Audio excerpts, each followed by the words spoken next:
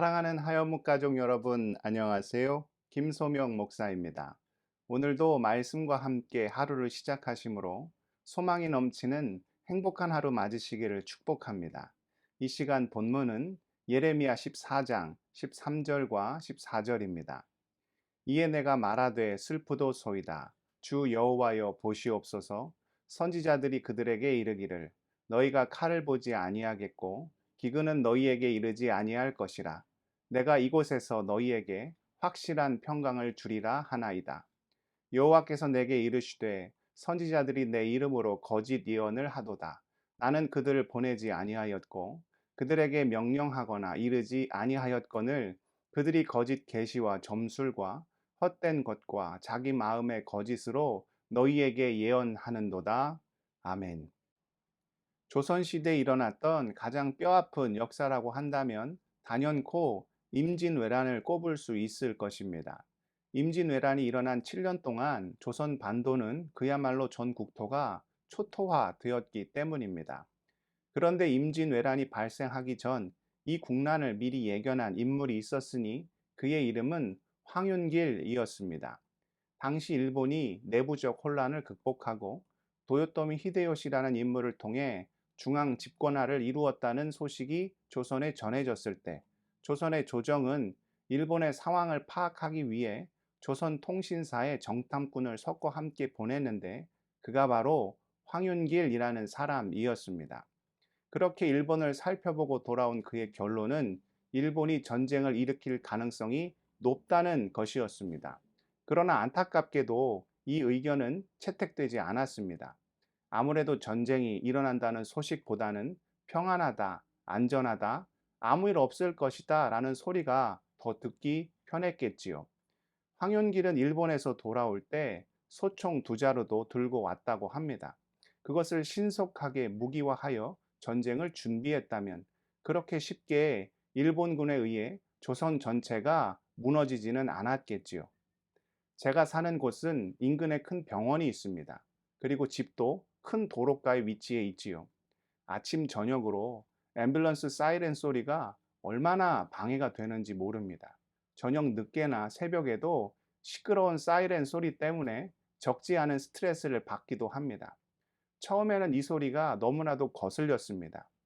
왜 하필 병원 근처 또 길가에 살게 되어서 이렇게 방해를 받으며 살아야 하나 속상하게 느껴지기도 했습니다. 그런데 어느 날 이런 생각이 들더군요. 저 사이렌 소리는 사람의 생명을 살리는 소리다. 저 소리가 들릴 때마다 위기에 빠진 사람이 큰 도움을 받게 된다. 더욱이 우리 집은 병원 근처 길가에 위치해 있기 때문에 남보다 더 빠르게 도움을 받을 수 있다. 이런 생각이 드니까 사이렌 소리가 예전보다 덜 방해가 되었고 때로는 참으로 필요하고 고마운 소리로 여겨지게 되었습니다. 전쟁의 예견이나 혹은 시끄러운 사이렌 소리는 우리를 불편하게 하고 참 부담스럽게 만듭니다. 듣기 싫고 또 그런 소리를 만드는 사람을 결코 환영하지 않지요. 그러나 어떻습니까? 언제나 우리를 위기 속에서 건져내는 것은 그런 경고음들입니다. 당장 마음의 평안을 얻기 위해 몸에 있는 통증을 외면하고 사이렌 소리를 무시하고 또 부당함과 불의함을 외치는 소리를 모른 척 한다면 나중에 어떤 결과를 맞이하게 될지는 정말 명약관화이죠. 너무나도 불보듯 뻔한 상황을 맞닥뜨리게 됩니다. 오늘 말씀에 보면 유다 민족 가운데 어떤 사람들이 있었습니까? 오늘 본문 13절을 다시 한번 볼까요? 이에 내가 말하되 슬프도소이다. 주 여호와여 보시옵소서. 선지자들이 그들에게 이르기를 너희가 칼을 보지 아니하겠고 기근은 너희에게 이르지 아니할 것이라. 내가 이곳에서 너희에게 확실한 평강을 주리라 하나이다. 한마디로 거짓 예언자가 있었습니다. 그들은 하나님께서 보낸 자들이 아니었습니다. 그러니 거짓 예언을 하고 거짓 평화를 선포한 것이죠. 어떤 사람이 잘못된 길로 나아갈 때 정말 그 사람을 사랑한다면 어떻게 말해주는 것이 진정 그를 위한 길입니까? 유다가 우상 숭배를 하며 가증한 일을 행하며 이웃을 억압하고 착취하며 지체를 실족하는 일을 행할 때 그들에게 거짓된 복을 선언하고 거짓된 평화를 외치는 것은 결코 하나님의 방법이 될 수 없습니다. 이는 그들이 더 큰 죄악을 저지르도록 부추기는 꼴이 되기 때문이죠. 진정 하나님께서 보내신 선지자라면, 하나님이 원하시는 일을 행하는 하나님의 예언자라면 목숨을 걸고 예레미야처럼 예는 예라고 아니오는 아니오라고 외칠 수 있어야 합니다. 사람을 두려워하지 않고 오직 하나님만을 두려워하며 주께서 참으로 원하시는 정의와 공의와 진실의 길을 걸어가야 하지요. 물론 그 모든 일에 있어서 사랑이 기본이 돼야 하는 것은 너무나도 당연한 일일 것입니다. 정의가 자칫 분노가 되고 공의가 자칫 미움으로 변질되는 경우도 종종 있기 때문입니다. 그래서 예레미야는 유다 민족에게 그들의 죄악이 얼마나 추하고 가증한 일인지 선포하였을 뿐만 아니라 동시에 그들을 위하여 중보를 결단코 포기하지 않았지요. 오늘 본문 19절입니다. 주께서 유다를 온전히 버리시나이까? 주의 심령이 시온을 싫어하시나이까? 어찌하여 우리를 치시고 치료하지 아니하시나이까? 우리가 평강을 바라도 좋은 것이 없고 치료받기를 기다리나 두려움만 보나이다. 물론 하나님께서는 예레미야의 이 마음을 잘 아셨습니다. 그리고 누구보다도 우리 하나님께서는 유다 민족을 사랑하셨지요. 죄악으로 인해 심판을 당하게 될 유다를 향한 하나님의 안타까움이 오늘 본문 17절과 18절에 잘 드러나 있습니다. 너는 이 말로 그들에게 이르라. 내 눈이 밤낮으로 그치지 아니하고 눈물을 흘리리니 이는 처녀 딸 내 백성이 큰 파멸 중한 상처로 말미암아 망함이라. 내가 들에 나간즉 칼에 죽은 자요 내가 성읍에 들어간즉 기근으로 병든 자며 선지자나 제사장이나 알지 못하는 땅으로 두루 다니도다. 죄악으로 인해 무서운 심판을 당하게 될 유다를 향한 하나님의 마음은 눈물이었습니다. 하나님은 유다를 끝까지 처녀 딸 내 백성이라 부르며 안타까워하셨지요. 그러나 사랑하는 유다의 죄악을 그냥 내버려 둘 수는 없는 노릇이었습니다. 아끼면 아낄수록, 사랑하면 사랑할수록 어떻게 해서든 죄악으로부터 벗어나게 하는 것이 부모의 당연한 도리이기 때문입니다.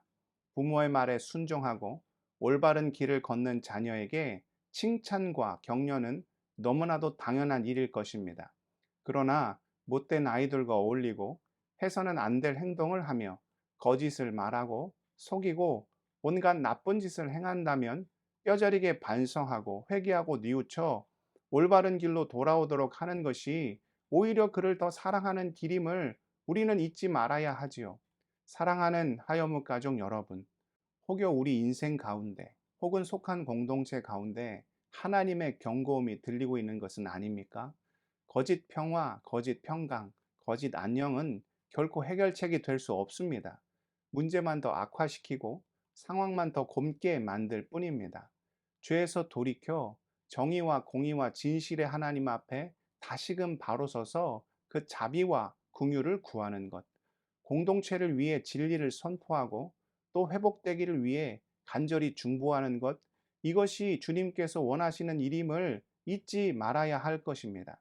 흔들림 없이 이 주신 주의 사명 잘 감당하는 우리 하연목 지체들 다 되실 수 있기를 축복합니다. 기도하시겠습니다. 사랑의 하나님, 우리는 주님 앞에 어떻게 서 있습니까? 날마다 말씀에 비추어 우리 삶 가운데 죄악이 있다면, 우리 공동체 가운데 문제가 있다면 무엇보다 주님 앞에 엎드려 자복하고 회개하게 하시고 정의와 공의의 하나님 앞에 온전히 바로 서서 그 예비되고 준비된 복과 은혜를 회복의 놀라운 역사를 경험할 수 있도록 우리의 삶과 속한 모든 공동체를 치유하고 회복시켜 주시옵소서. 또한 우리 하얀목 지체들의 모든 인생을 주님 다 아실 줄 믿습니다.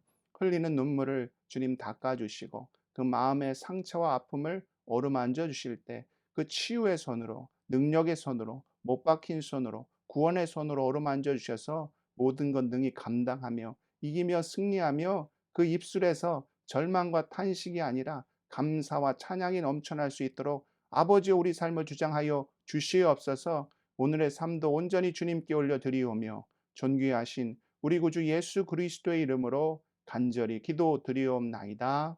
아멘.